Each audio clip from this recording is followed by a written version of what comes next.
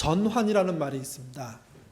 뜻이 다른 방향이나 상태로 바뀌거나 바꿈을 말합니다. 그러니까 전환은 중요한 시점을 말하는 거죠. 제가 약간 이렇게 생각이 있고 뉴스를 보게 된 그 시점부터 지금까지 대한민국은 대부분 전환기였어요. 도대체 이 전환기는 언제 끝나나 이렇게 생각도 해봤지만 끝나는 적이 없고 최근에도 큰 전환기를 저희가 맞이하고 있잖아요. 전환기의 그 시점을 놓치면 생각보다 큰 어려움이 생깁니다. 간단하게 운전하는 것을 보더라도 우회전을 해야 될 사거리에서 우회전을 못하면 그럼 지나가서 해야 되잖아요. 기본적으로 돌아가게 돼 있습니다. 인간사는 운전에 비교했을 때 운전보다 훨씬 어려운 일이 더 많거든요. 근데 그 전환하는 시점을 놓쳐버리면 정말 크게 헤매게 되는 겁니다. 심화라는 말이 있습니다. 정도나 경지가 점점 깊어지는 겁니다. 또는 깊어지게 하는 겁니다. 모든 게 평범해 보이지만 누군가는 심화시키고 있고요. 누군가는 것에서 맴돌고 있습니다. 누군가는 멈춰 있고 누군가는 계속해서 전진하며 깊이 들어갑니다. 그래서 어떤 사람은 1년, 2년, 3년 동안의 시간을 보내면서 깊어지는 반면에 어떤 사람은 1년, 2년, 3년을 보내면서 하나도 변하지 않을 수도 있습니다. 물론 하나도 변하지 않는단 말은 맞는 말은 아니지만 어쨌든 더 심화되거나 깊어지거나 나아지지 않는 거죠. 신앙도 비슷합니다. 저희가 공동가정할 때 유아적인 신앙기는 어느 정도 시간이 필요하다고 생각하십니까? 했을 때 많은 분들이 3년 정도라고 얘기했습니다. 그러니까 3년이 지나면서 3년 동안도 심화돼야 되지만 3년이 지나면서도 심화가 일어나야 된다는 거죠. 그저 3년 전이나 오늘이나 아무런 변화가 없다고 하면 그 신앙 문제 있는 겁니다. 우리는 전환기에 속해 있고 또 심화를 겪어야 될 시기에 서 있습니다. 이게 일상생활도 그렇지만요, 신앙도 그렇습니다. 하나님은 완전하시죠. 근데 여러분 아십니까? 기독교는 완전하지 않습니다. 기독교에 처음으로 가보면, 초기 교회라고 얘기하는 당시로 가보면 엄청난 믿음의 체계가 있었을 거라고 생각하는데 여러분 그렇지 않습니다. 지금에 비하면 허술하기 짝이 없습니다.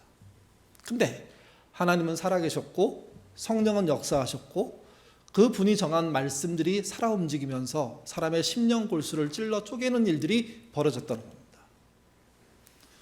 그렇다고 해서 믿음의 체계가 하루아침에 세워지는 건 아닙니다. 초기 교회의 믿음의 체계는 사실은 누구였냐면 12사도와 다른 제자들이었습니다. 그들은 예수님과 함께 생활한 사람들이기 때문에 자신의 과거의 삶을 잘 이야기하면 주님을 그대로 드러낼 수가 있었습니다. 당시 교회는 작았고요. 당시 하루에 3,000명, 2,000명, 5,000명 막 늘어났다고 얘기하니까 어마어마하게 큰 예배당을 짓고 그들이 모여서 예배드렸을 거라고 생각하시는데 그건 천만의 말씀입니다. 그렇게 세례받은 사람들은, 그렇게 믿겠다고 나선 사람들은 전부 흩어져 버렸고요. 그 흩어진 곳곳에 교회가 생긴 경우도 있지만 대부분에서는 교회가 생기지 않았습니다. 예루살렘 교회도 위축되고 있었던 겁니다. 근데 견딜 수 있었던 이유는 제자들입니다. 다른 제자들입니다. 예수님을 직접 보고 증언할 수 있는 사람들이죠. 이때 믿음의 체계를 세우는 가장 중요한 방식은요, 구두 증언이었습니다. 그러니까 그분만 계시면 되죠. 우리도 비슷합니다. 아이를 낳은 경험을 한 분은 그 아이 낳는 경험을 이야기할 때 그냥 천천히 평범하게 얘기해도 생동감이 넘칩니다. 군대를 다녀온 사람, 그래서 조금 특별한 경험을 한 사람들의 이야기를 들어보면 그 군 생활을 옆에서 하는 것처럼 아주 다이나믹하게 얘기해 줍니다. 이유는 간단합니다. 그가 경험했고 그가 알고 있고 그 알미 확신에 차 있기 때문입니다. 그 당시 사도들도 그랬던 거죠. 근데 시간이 한 20, 30년 지나갑니다. 간증도 오래 들으면, 증언도 오래 들으면 식상해지죠. 점점점 약화됩니다. 그러면서 어떤 필요가 교회에 등장했냐면 기록을 남겨야 되겠다. 예수님의 이야기를 최대한 모아서 잘 글을 써서 여러 사람에게 또 여러 지역에 퍼뜨릴 필요가 있다는 생각들을 갖게 됩니다. 그러면서 실제 우리가 갖고 있는 성경의 권수보다 훨씬 많은 사람들이 예수님의 일대기를 쓰거나 이야기를 쓰거나 깨달음을 쓰는 일들을 도전했습니다. 그리고 이제 남겨진 게 우리가 쓰고 있는 성경이죠. 물론 성경 이외에도 더 많은 글들이 있습니다. 성경 중에 특별히 예수님의 일대기를 기록한 것을 복음서라고 얘기하는데 마태, 마가, 누가 세 복음서가 그렇습니다. 마태, 마가, 누가 세 복음서는 공관 복음서라고 합니다. 관점이 같다고요. 복음에 대한 이야기, 예수님에 대한 이야기를 하는데 관점이 비슷합니다. 그 이야기가 쓰여지자 믿음은 더 확장됐습니다. 예루살렘 주변에 있는 사람들만이 아니라 이방 땅에 있는 사람들에게도 당시 양피지나 파피루스가 비싸긴 했지만 거기에 정성스럽게 글을 써서 옮겨 적어가지고 보내면 그들은 그 말씀을 읽으면서 그걸 읽고 이야기를 들으면서 믿음을 확인하고 세우는 과정들을 해나간 거죠. 그렇게 대략 한 30년 정도의 시간 동안 마태, 마가, 누가복음은 초기 교회에 믿음의 체계를 세우는데 굉장히 중요한 역할을 합니다. 다시 또 한 30년이 흘러갑니다. 그 사이에 바울의 활동도 있었고 사도들이 순교도 하고 여러 가지 일들이 벌어지죠. 주 90년경이 돼서 사도 요한, 예수님의 제자이죠. 그러니 구두 증언을 했던 분입니다. 또 마태, 마가, 누가복음이 기록된 그 이야기를 본인도 잘 알고 있는 사람입니다. 그가 새로운 복음서를 기록합니다. 그게 요즘 우리가 살펴보고 있는 요한복음입니다. 요한은 자신이 쓰고 있는 글의 내용과 한계를 뚜렷하게 밝힙니다. 같이 보시죠. 요한복음 20장 30절에서 31절입니다. 읽겠습니다. 예수께서 제자들 앞에서 이 책에 기록되지 아니한 다른 표적도 많이 행하셨으나 오직 이것을 기록하면 너희로 예수께서 믿게 하려 함이요 또 너희로 믿고 그 이름을 힘입어 생명을 얻게 하려 함이라. 기록의 목적을 명확하게 밝힙니다. 예수님이 하나님의 아들이다. 그 예수님을 믿으면 영생한다. 여기서 생명이란 영원한 생명을 말합니다. 이 목적하에 본인이 요한복음을 쓴 거죠. 근데 성경학자들은 이 정의를 다른 복음서에, 심지어 다른 서신서에 다 적용합니다. 성경에 남겨져 있는 모든 글은 결국은 예수님이 하나님의 아들이고 그를 믿는 자는 구원을 받는다는 겁니다. 근데 전제를 하나 붙여놨습니다. 그 전제가 무엇이냐? 이 책에 기록되지 아니한 다른 표적도 많이 행했다는 겁니다. 다시 말씀드려서 마태, 마가, 누가의 이야기를 새롭게 전환시키는 기록을 요한이 했는데 이 요한의 기록 역시도 모든 것을 담아낸 건 아니라는 겁니다.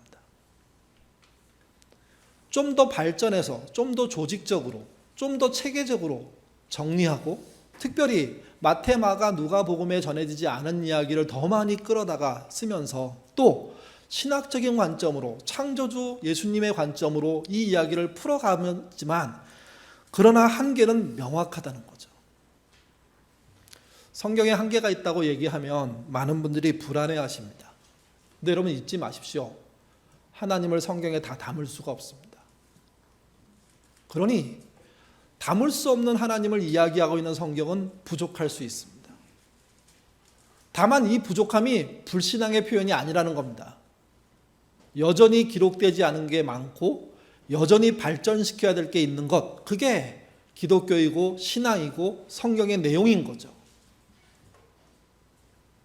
그런 입장에서 교회의 전환기, 교회의 심화기, 이런 기에 들어간다고 한다면 그 길을 잘 보내야 되는 겁니다. 요한복음의 서론에 해당하는 부분이 요한복음 1장, 2장, 3장입니다. 긴 내용을 저희가 설명했지만 근데 두 가지로 요약할 수 있습니다. 첫 번째는 이겁니다. 세례 요한은 메시아가 아니라는 겁니다. 왜? 예수님이 돌아가시고 난 다음에 거의 60년이 지난 시점인데 세례 요한은 그리스도가 아니다, 메시아가 아니다 하는 이야기를 했을까요? 그때까지도 세례 요한에 대한 추억이 또는 세례 요한을 경험한 사람들의 활동이 또는 세례 요한이 했던 말들이 영향을 끼치고 있었습니다. 지난주에 저희가 창의적인 소멸 또는 창의적인 쇠락에 대해서 말씀을 드렸죠. 그리고 특별히 세례 요한의 쇠락을 소명의 쇠락, 소명적인 쇠락이라고 말씀을 드렸습니다. 그러니까 소명적으로 쇠락해서 이제 끝난 인생이고 더 이상 지상에 존재하지 않는데 그의 영향력이 60년 이상 지속되고 있습니다. 아직도 여전히 세례 요한과 예수님이 헷갈리는 사람들이 등장하는 겁니다. 그래서 사도 요한이 명확하게 말합니다. 사도 요한은 세례 요한의 제자이기도 했잖아요. 나의 첫 번째 스승인 그분은 메시아가 아니다. 그게 요한복음이 갖고 있는 서론에서 하고 싶은 이야기입니다. 그 이야기를 사도 요한은 세례 요한의 입을 빌려서 두 번 얘기합니다. 그리고 또 한 가지는 아브라함의 후손인 유대인들이 유대인으로 태어났다고 해서 구원받을 수 없다. 그런 얘기를 합니다. 그리고 등장하는 인물이 누굽니까? 니고데모입니다. 니고데모는 위로부터 태어나야 한다는 그 이야기를 못 알아듣고 그 자리를 떠나버렸습니다. 이게 이 이야기의 요한복음의 서론인 겁니다. 오늘 본문은 세례 요한과 니고데모가 떠나고 난 다음에 요한복음이 무엇을 말하려고 하는지를 보여주는 전환구입니다. 예수님의 말씀도 아니고 저자가 전체 이야기를 끌고 가기 위해서 서론 얘기를 하고 난 다음에 이제 이런 얘기를 할 거야. 이런 방향으로 갈 거야. 그걸 제시하는 부분입니다. 어떤 이야기가 시작되는지 같이 한번 보시죠. 요한복음 3장 31절 32절 말씀 읽겠습니다. 위로부터 오시는 이는 만물 위에 계시고 땅에서 난 이는 땅에 속하여 땅에 속한 것을 말하느니라. 하늘로부터 오시는 이는 만물 위에 계시나니 그가 친히 보고 들은 것을 증언하되 그 증언을 받을 자가 없도다. 요한복음의 저자인 사도 요한은 예수님과 사도 요한의 차이를 한 줄로 설명합니다. 예수님은 위로부터 오신 이고 사도 요한은 세례 요한은요 땅에서 난 입니다. 그러니까 둘을 비교했을 때 하늘과 땅이라는 겁니다. 창조주와 피조물이라는 겁니다. 이 비교도 안 되는 이야기를 해주는 이유는 다시 한번 명확하게 세례 요한이 어떤 존재인지에 대해서 알리고 예수님이 어떤 분인지에 대해서 말하겠다는 거죠. 선을 분명히 긋고 한 걸음 나가는 겁니다. 그 말씀의 취지를 따라가 보면 32절에 이런 말씀이 있습니다. 그가 친히 보고 들은 것을 증언하되 그의 증언을 받을 자가 없도다. 여기 증언이라는 것은 예수님이 하신 말씀입니다. 예수님은 자기가 창작해서 말하지 않았다고 말씀하셨습니다. 아버지 하나님께 들은 이야기를 전달했다고 말씀하셨습니다. 그러니 증언입니다. 예수님은 증언하시는 겁니다. 그 증언을 이 땅에서 하셨는데 문제가 무엇이었냐? 사람들이 알아듣지를 못한다는 겁니다. 증언을 받을 자가 없다는 거죠. 이때 증언을 받는다는 얘기는요, 증언을 들었을 때 면밀히 살펴보는 사람이 없다는 뜻입니다. 자세히 그게 무슨 뜻인지 질문을 던지는 사람들이 없다는 겁니다. 이게. 오늘날도 동일하지 않습니까? 예수님의 말씀을 우리가 읽고 손에 들고 다니고 집에 여러 권이 있음에도 불구하고 그 말씀을 직접 펴서 읽는 사람도 희귀하고 읽으면서 면밀히 살펴보는 사람도 희귀합니다. 어떤 분이 그러시더라고요. 생각보다 적은 인원이 구원받을 거라고. 설교자가 그 구원에 방해를 할 거라고. 설교가 중요한 역할을 하지만 주님의 말씀, 주님의 증언을 직접 듣는 것을 방해하는 역할을 할 수도 있다고. 왜 그럴까요? 직접 그분의 말씀을 보고 그게 과연 그러한가 하면서 정말 면밀히 살피는 노력들을 신자가 해가야 되는데, 그거 하지 않고 예배 드리고 난 다음에 일주일치 퉁쳐서 나는 봤어, 읽었어, 알아, 이렇게 생각하는 거죠. 오늘 일부 예배 마치고 난 다음에 나가면서 이렇게 교우들과 얘기할 때 수험생을 이제 키우는 부모랑 얘기를 하게 됐습니다. 아이 키우는데 힘들지 않냐고 뭐 여러 개 얘기하는데, 가장 힘든 게 뭐냐? 주일날 오전에 일타 강사들이 강의하는 거래요. 전국의 유명한 강사들이 주일날 오전에 한대요, 강의를. 물론 오후도 해요. 근데 아이가 만약에 그 일타 강사의 강의를 오전에 듣고 싶은데 교회를 가야 되는 거죠. 부모 입장에서 야, 교회부터 가야 돼, 이 말을 하기가 쉽지가 않은 거예요. 자기가 말하는 순간 그 길을 막는 게 되잖아요. 혹시 이 아이가 내가 그 일타 강사 강의 못 들어가지고 대학에 못 가, 이렇게 얘기하는 결과에 올까? 갑자기 혼란스러운 거예요. 그분이 동일한 상황에 대해서 예전에 뭐라고 얘기했냐면, 당연히 주일날 공부하지 않아도 된다고 자신 있게 얘기했어요. 근데 아이가 수험생에 가까이 오니까 주일날 오전에 중고등부 예배 시간에 일타 강사가 강의를 하니까 그냥 흔들려 버리는 거예요. 그래서 어떻게 하면 좋겠냐고 다시 제가 물었더니, 오전만은 교회를 와야죠. 왜? 그게 신앙 아닐까요? 그러고 갔어요. 그리고 그렇게 하도록 노력하고 있다고. 아이가 그걸 받아준다고. 근데 마음속에는 여전히 불안한 거예요. 그 일타 강사의 강의를 못 들으면. 그런 아쉬움이 존재하는 거죠. 면밀하다는 게 지금 이야기하는 상황입니다. 말씀과 자기의 상황이 부딪히는 게 면밀히 말씀을 보는 겁니다. 그리고 거기서 신앙을 선택하는 겁니다. 일타 강사가 아니라 예배다.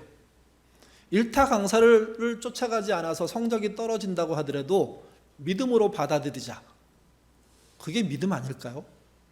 면밀히 말씀을 살펴보고 확신에 차서 그 증언을 받아들인 자가 할 수 있는 선택입니다. 물론 반대 선택도 할 수 있습니다. 그래서 좀 더 좋은 대학을 갈 수도 있다고 생각합니다. 그러나 이걸 아셔야 됩니다. 그 아이의 믿음은 어떻게 됩니까? 현실의 중요성 앞에 여지없이 후퇴하지 않겠습니까? 극소수의 사람이 세례요한처럼 주님의 증언을 면밀히 들었습니다. 나머지 사람들은 그렇지 않았던 겁니다. 예수님의 증언에 관심을 가진 자는 어떻게 되느냐? 33절, 34절입니다. 읽겠습니다. 예수의 증언을 받은 자는 하나님이 참되시다는 것을 인쳤느니라. 하나님이 보내신 이는 하나님의 말씀을 하나니 이는 하나님의 성령의 한량없이 주십니다. 33절의 그는 예수님입니다. 증언을 받은 자, 앞에 말씀드렸죠. 그 증언을 면밀히 살펴보는 자. 면밀히 살펴본 결과가 무엇입니까? 그게 33절입니다. 후반절에 이렇게 써 있습니다. 하나님의 참되시다는 것을 인쳤느니라. 하나님이 참이란 말은 진리란 말입니다. 진리라는 사실을 인쳤다, 확증했다는 뜻입니다. 근데 여기 쓰여 있는 확증하다라는 이 말은 확증하기 위해서 목숨을 건다는 뜻입니다. 그러니 아까 얘기했던 일타 강사를 포기한 걸 잘했다고 말할 수 있는 겁니다. 목숨을 걸 정도로 중요한 게 신앙이고 그분의 말씀이라면 그 말씀을 방해하는 것을 물리칠 수 있는 태도, 그것과 뭐 전쟁을 하는 건 아니지만 냉정하게 끊을 수 있는 태도, 어쩌면 자신의 미래가 걸려있는 대학 진학에 대한 결과가 달라질 수도 있는데 그걸 모험하는 시도, 그게 목숨을 건 행동들 아니겠습니까? 예수님의 증언은 그렇게 면밀히 살펴봐야 하고 살피고 난 다음에 나오는 결과들은 신앙이라고 말할 수 있게 되는 겁니다. 신자의 삶이 변하지 않는 이유가 뭘까요? 하나님의 말씀을 면밀히 읽지 않기 때문입니다. 또 하나, 그렇게 해서 알게 된 진리를 목숨 걸고 지키지 않기 때문입니다. 여러분, 영화를 보는 이유가 있습니다. 재밌어기도 하고 시간을 때우기도 하고, 요즘 넷플릭스 같은 이렇게 여러 가지 채널들을 통해서 영화 많이 보잖아요. 옛날에 영화 한 편 보려면 시내 나가서 줄 서가지고 뭐 유명한 영화는 안표까지 사서 보는 일들이 있었는데, 지금은 영화 그냥 선택합니다. 노래도 부지기수로 모든 시대를 초월해서 다 들을 수 있습니다. 드라마가 얼마나 재밌는 것들이 많은지, 드라마에 한 번 빠지면 인생 망친다는 얘기가 있을 정도로 거기를 헤매고 다닙니다. 운동에 빠진 사람들이 얼마나 많습니까? 취미생활에 빠진 사람이 얼마나 많습니까? 여행을 홍수 나듯이 다닌다고 얘기합니다. 얼마나 많은 사람들이 휩쓸고 지나가는지 홍수 난 거 비슷하다고. 근데 여러분, 아무리 영화가 좋고 노래가 좋고 드라마가 좋고 운동이 좋고 취미가 좋고 여행이 좋다고 하더라도 직장만 할까요? 직장 생활은 그 모든 것을 할 수 있는 오히려 근원지 같은 역할을 하는 겁니다. 직장에는 어떤 분이 사업한다고 생각해보세요. 그 사업만 할까요? 사업만 할 수 없죠. 영화가 좋아서 직장을 망친다면, 여행이 좋아서 취미가 좋아서 사업을 망쳐버린다면 그것처럼 밀어난 사람들이 어디 있습니까? 하나님의 말씀은요, 영화, 노래, 드라마, 운동, 취미, 영상, 여행, 그거는 물론이고요, 직장, 사업보다 중요한 겁니다. 성경은 그렇게 강조하고 있고, 그 강조하고 있는 그 말씀을 이렇게 생각하는 거예요. 설교 들었으니 됐다. 예배 들었으니 됐다. 그게 착각인 거죠. 신앙은 그래서 안 큽니다. 말씀을 직접 부딪히면 말씀이 뭔가를 하실 건데, 그 말씀이신 주님이 무언가를 펼치실 건데, 그 펼치는 자리까지 거의 모든 사람이 안 가는 겁니다. 근처에도 안 갑니다. 34절에 왜 그런지 얘기합니다. 하나님이 보내신 이는 하나님의 말씀을 하나니 이는 하나님이 성령을 한량없이 주심이니라. 하나님 보내신 이는 예수님이죠. 하나님 말씀을 그분이 전한답니다. 근데 하나님 말씀에 플러스가 된 게 하나 있습니다. 1+1 이렇게 소개하면 되게 민망한 일이지만 정확하게 딸려오는 게 있답니다. 성경은 그것을 성령이라고 표현합니다. 성령은요, 문자를 살아있게 만듭니다. 성령은요, 문장과 글 속에 숨겨진 뜻들이 살아 움직이게 만듭니다. 성령은요, 그래서 심령 골수를 쪼갭니다. 찌릅니다. 회개하게 합니다. 기쁘게도 만들고 좌절도 시키고 치열한 논쟁 속에 빠뜨리기도 하고 혼란에 빠뜨리기도 합니다. 말씀이라는 것 자체가 그냥 글로 일으키는 게 아니라 글이 살아 움직여서 우리의 심령으로 들어오는 역사, 그것을 주관하는 분이 누구냐? 성령이라는 겁니다. 말씀은 성령과 함께 우리 안으로 들어오게 되어 있습니다. 그 들어오게 하는, 면밀히 그분의 말씀을 읽는 일을 하지 않으니, 설교로 그 일이 가능하다고 생각하니 될 일도 안 된다는 겁니다. 오히려 교회 생활하면 지칩니다. 설교 오래 들으면 지겹습니다.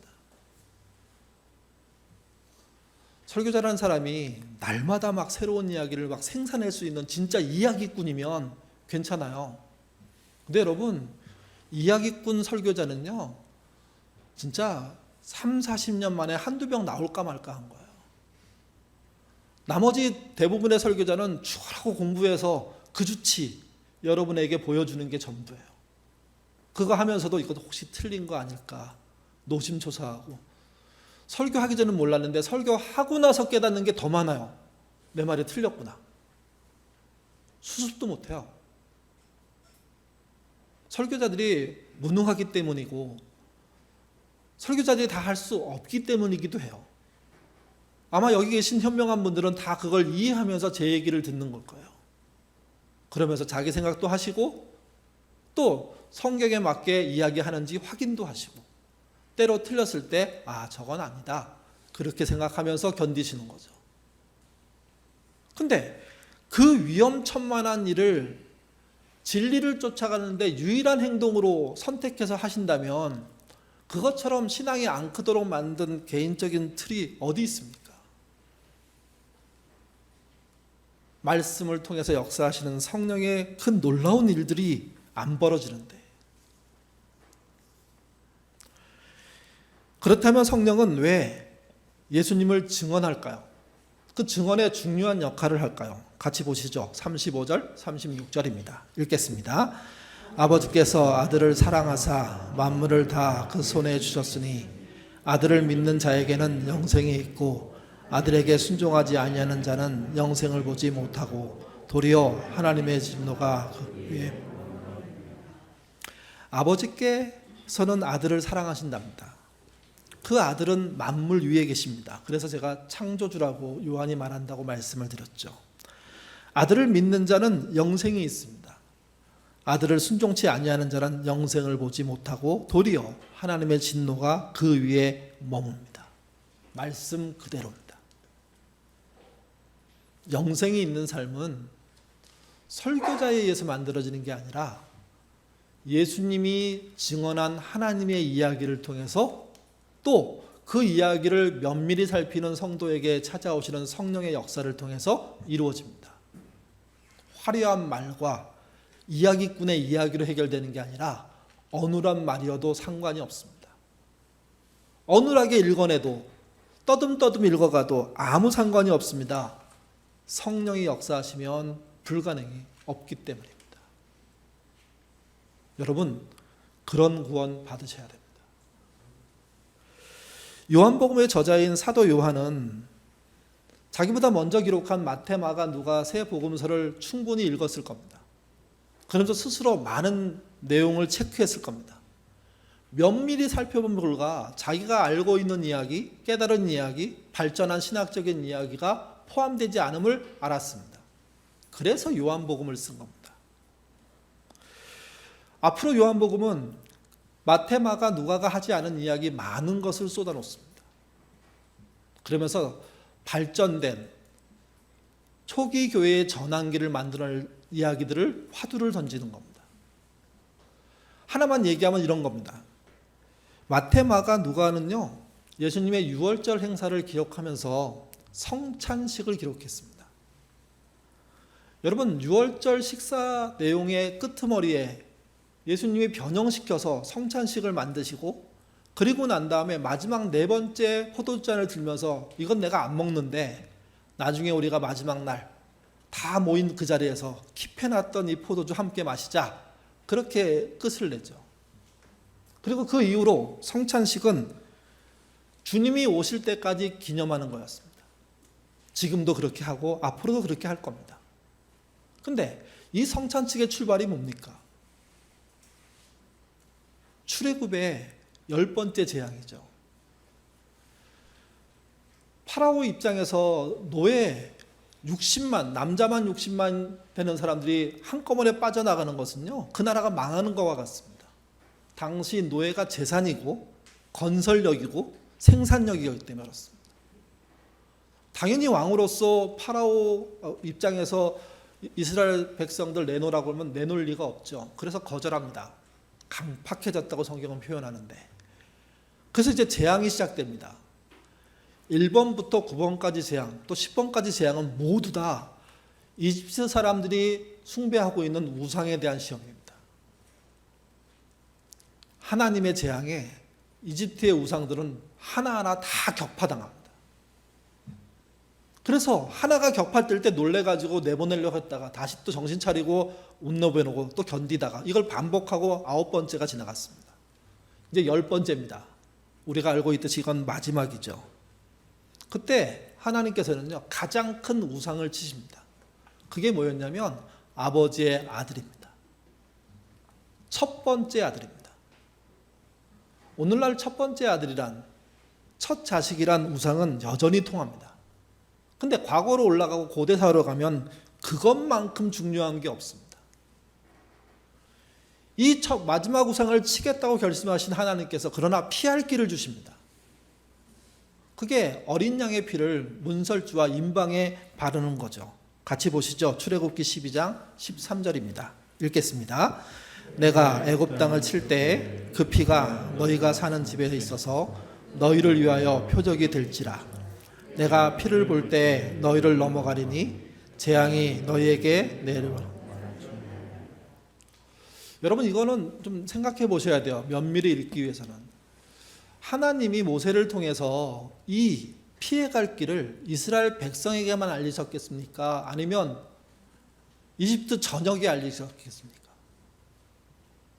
어떻게 해야지 복음입니까? 저희 어렸을 때 이스라엘 사람들과 몰래 알려줬다고 배웠습니다. 그랬더니 성경 공부 시간에 난리가 났습니다. 그런 분이 무슨 하나님이냐고. 선배가 한마디 했는데 청년 전체가 막 들끓었습니다. 진짜 이상하지 않냐?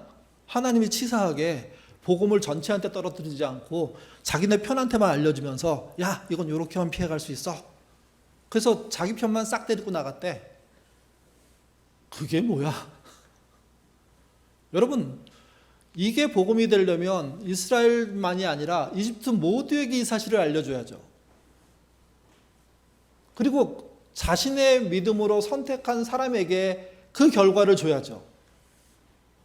이스라엘 사람이라고 하더라도 따라가지 않았으면 똑같이 벌을 해야죠. 그게 출애굽 사건입니다. 그래서 어떤 사람만 장자가 죽지 않고 첫 새끼가 죽지 않는 일들을 경험했냐면 자기 집에 어린 양의 피를 문설주와 임방에 바른 사람들이었습니다. 그리고 그 집안에 그 밤에 그냥 기다리고 있었던 사람들입니다. 유월절은요, 그런 절기입니다. 승리의 절기고 이 승리의 기쁨으로 춤을 출 때 여러분, 다른 쪽에서는 어떤 일이 벌어졌냐면 통곡하고 좌절하고 가문이 끊겨버리는 일들이 벌어졌어요. 유월절을 모토로 하는 성찬식은 그래서 좀 잘못 사용하면 승리자의 축제 같습니다.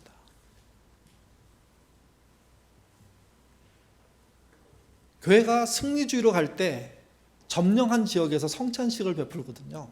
세례를 베풀고요.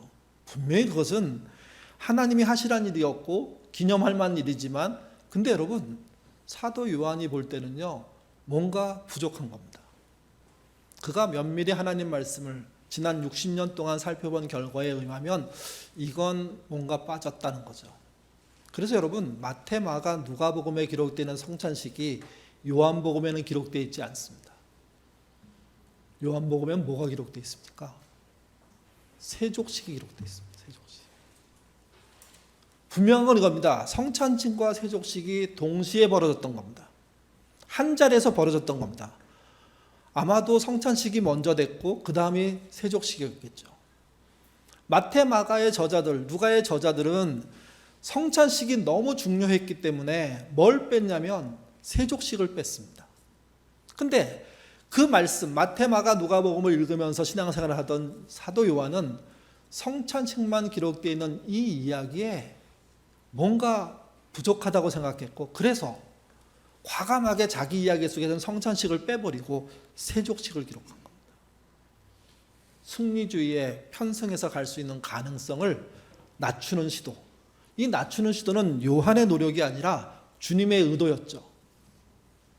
세족식이 어떻게 벌어졌는지 같이 보시죠. 요한복음 13장 4절에서 6절 상반절입니다. 읽겠습니다.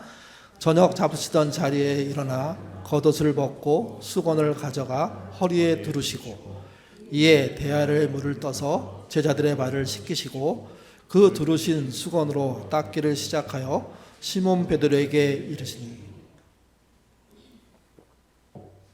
저녁 잡으시던 이 표현은 성찬식을 얘기하는 겁니다. 우리로 말하면 유월절 식사의 상징적인 결론이 성찬식이잖아요. 그 식사를 하고 난 다음에 주님이 벌떡 일어나셔서 겉옷을 벗고 수건을 가져다가 허리에 두르시고 대야에 물을 떠다가 갑자기 제자들의 발을 씻깁니다. 발을 만집니다. 제자들이 난리가 났습니다. 왜? 종이나 하는 일인데 스승이 하시니까. 그래서 시몬 베드로가 반대하죠. 절대로 씻을 수 없다. 주님이 말씀하십니다. 네가 내가 씻기는 이 발 씻김을 받지 않으면 너는 나라와 상관이 없다. 여러분 생각해 보세요. 앞에 성찬식을 했습니다. 근데 세족식에 참여하지 않으면 너는 나랑 상관없다고 말씀하십니다. 승리주의에 빠져 있는 신앙이 안 되는 이유가 그겁니다. 그리로 가면 위험한 이유가 그겁니다. 성장 만능주의가 신앙이 아니라는 것이 그겁니다. 이기고 확증하고 점령하고 1등이 되고 가장 앞서가고 부자가 되고 성공하는 그 내용으로 절대로 구원이 없을 수밖에 없는 이유가 그겁니다. 주님은 말씀하셨습니다. 성찬으로는 안 되고 세족식까지라고요. 성찬의 내용에 멈춰 있다면 그 신앙은 멈춰 있는 겁니다. 전환기를 못 맞이하고 있는 겁니다. 심화되지 않은 겁니다. 그저 본인이 무언가 승리의 대회에 참여했다는 그 정도의 의식을 갖고 있는 거죠. 이게 베드로에게 명확하게 말씀하셨습니다. 만약 내가 너의 발을 씻지 못하게 막아선다면 필요 없다. 나가라. 그랬더니 베드로가 돌변합니다. 뭐라고 얘기했죠? 그 다음에 저 목욕을 시켜달라고. 진짜 베드로는 주님을 사랑하는 거예요, 사실은. 근데 뭘 모르는 거예요. 사려 깊지 않은 거예요. 물론 그분이 우리가 생각하는 진짜 뭐 이상한 사람이란 뜻이 아니에요. 모두를 대표하는 사람이라는 거죠.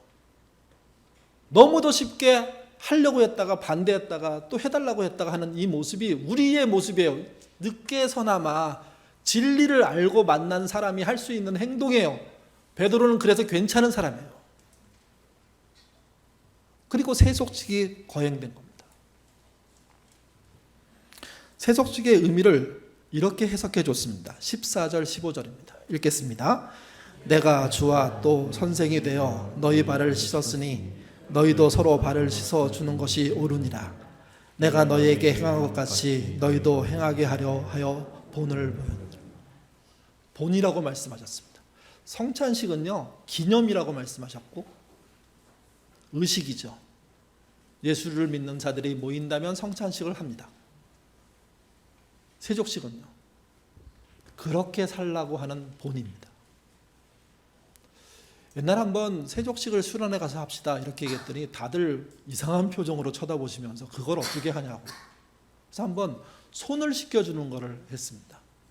손 씻기고 나면 발로 갈 수 있다고 생각했는데 제 자신이 내성적이라 남의 손을 물속에서 남의 손을 잡는 순간 몹시 당황스럽더라고요. 이를 어떡하냐. 그래서 그렇게 이게 씻기려면 어떻게 해야 돼요? 밀어야 될 거 아니에요. 근데 그 느낌, 그 당시에 어떤 경험, 이게 그래서 못하는 거구나. 이게 그냥 이해가 돼버렸습니다. 발을 한번 씻겨준다? 글쎄요. 근데 주님은 내가 본을 보였다. 너희는 그걸 해야 된다. 제가 이 정도 생각을 하고 있다면 어느 날 성찬식 끝나고 바로 세족식을 할 수도 있습니다. 양말 가져오세요. 뭐 이런 얘기 나올 수 있습니다. 사도 요한이 느낀 게 그거예요. 성찬식이 틀렸다는 뜻이 아니에요. 성찬식 플러스로 있었던 세족식, 그것을 하지 않게 된 교회에 대해서 얘기해 주는 거죠. 이런 전환을 만들어야 된다. 이런 심화를 만들어야 된다. 예수님의 십자가 희생은 죄에 대한 승리입니다. 사탄에 대한 승리입니다. 사탄은 주의 십자가를 통해서 완전히 박살이 났습니다. 그러나 예수님은 이 승리에 도취되지 않으십니다. 신자들이 승리주의, 성공 만능주의로 가는 것 신앙의 추락이라고 경고하십니다. 또 예수님은 이걸 이기기 위해서, 이걸 극복하기 위해서는 당신이 했던 증언을 면밀히 살펴보는 것만이 길이라고 얘기합니다. 그러면 도와주시겠답니다. 성령을 통해서. 신자가 읽은 말씀이, 문장이 살아 움직여서 심령 골수를 향하여 돌진하는 일들을 보여주시겠다는 겁니다. 그 성령님이 원하시는 일들이 벌어지지 않는 게 문제입니다. 면밀히 그분의 증언을 읽는 일부터 시작하십시오. 간절한 마음으로 말씀을 읽어가다 보면 그 말씀이 여러분의 살을 파고드는, 심장을 파고드는, 내장을 파고드는, 골수를 파고드는 그런 일들이 시작될 것입니다. 그리고 성찬으로 승리를 확인하는 신앙에서 한 걸음 더 나가서 서로의 발을 씻겨주는, 주님이 본을 보여주시는 그 길로 가십시오. 그러면 우리는 예기치 못한 하나님의 길들을 만나게 될 겁니다. 오늘날 교회의 가장 큰 문제는 그 도전을 하지 않는 겁니다. 그 도전을 하지 않으면서도 한 척 하는 겁니다. 도전을 하는 자에게 하나님의 놀라운 응답들이 있을 것이고 살아 움직이시는 성령의 역사가 드러날 겁니다. 세족식은요, 실제 발을 씻기다는 의미만 들어있는 게 아닙니다. 사람을 가장 낮은 자리에서 섬겨보라는 겁니다. 아니, 섬기는 게 신자의 삶이라는 겁니다. 그 삶으로 들어오시는 저와 여러분 되시기를 주님의 이름으로 부탁드립니다. 기도하겠습니다. 우리는 살펴봤습니다. 쓱 우리의 눈썰미를 믿고 한 번 읽는 정도로 또는 두 번 읽는 정도로 봤다고 생각했습니다. 면밀이란 자세히란 말입니다. 자세히 보지 않고 쓱 본 것을 나는 다 봤어, 나는 몇 번 봤어, 그렇게 얘기하는 삶을 살고 있는 게 우리들입니다. 주님의 증언을 면밀히 살핀다면, 자세히 살핀다면 성령이 함께 역사할 거라고 주님은 말씀하셨습니다. 얼만큼 깊이 있게 봐야 하는지, 얼만큼 심화되어서 봐야 하는지, 얼만큼 우리 전환기에 그 말씀이 움직이도록 정말 집중하고 들여다봐야 하는지 아직은 잘 모르지만, 그러나 그런 시도가 성령의 능력을 보게 하는 결과에 이른다는 이 약속 믿을 수 있도록 하나님 인도하여 주시옵소서. 승리주의에 빠진 이들이 성찬을 끝으로 생각했습니다. 그러나 주님은 성찬 이후에 제자의 발을 닦아주셨습니다. 내가 기념하는 이식 하나를 주고 더불어 본받을 내용을 준다는 겁니다. 제자의 발을 서로 씻기는 그 과정, 성도끼리 서로 발을 씻겨주는 이 과정으로 확대돼야 되고, 성도가 아니라 이웃의 발을 씻기는 그 모습으로 확장되어야 됩니다. 이 확장되는 심화가 우리 예인의 식구들에게 일어나는 한 주 또 한 달이 될 수 있도록 인도하여 주시옵소서. 감사하며 예수님 이름으로 기도드립니다. 아멘.